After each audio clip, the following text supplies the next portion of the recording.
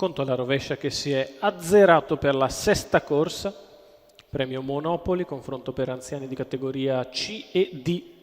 Sono in 6, una fila piena dietro le ali dell'autostart, in una prova che, secondo le quote, è molto aperta, in cui il favorito ovvio è Batost con Antonio Di Nardo, e ha vinto 3 giorni fa in bello stile a Roma. All'1 Cobalto di Novi, P dell'Annunziata, 2 Dubai Jet Edoardo Baldi, 3 Emergenza Par Lorenzo Baldi, 4 Dolly F Riccardo Pezzatini, 5 Batost Antonio Di Nardo, 6 Doa e K Carmine Piscuoglio.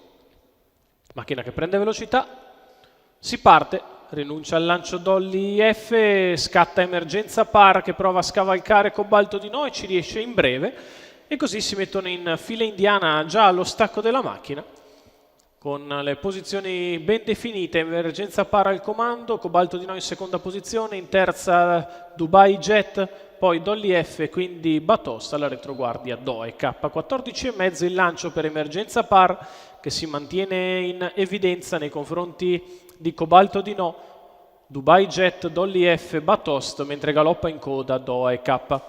Completamento dei primi 400 metri, passati da Emergenza Par in 29,4. K squalificato. La leader mantiene ritmo congruo alla contesa, anche sulla curva di sinistra.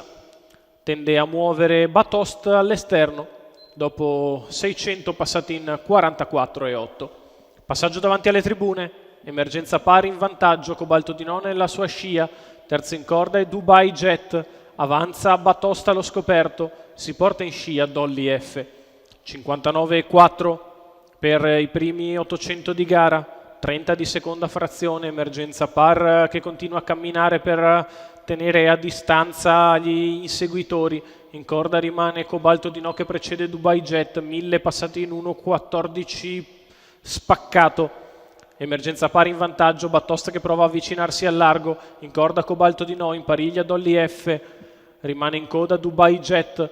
La retta opposta alle tribune con un'accelerazione in 13,9 per Emergenza Par che prova a ribattere colpo su colpo all'avversario Batost, che sul passo al suo esterno la impegna, privato ora dei tappi estraibili all'ingresso della dirittura d'arrivo. Emergenza Par in vantaggio, Batost che insiste, Cobalto di No che infila l'open stretch, è in vantaggio Emergenza ma sta passando Batost, ci prova di dentro Cobalto, Batost in vantaggio, Cobalto di dentro, Emergenza tra i cavalli sul palo, Batost si salva da Cobalto di No, al terzo posto Emergenza Par.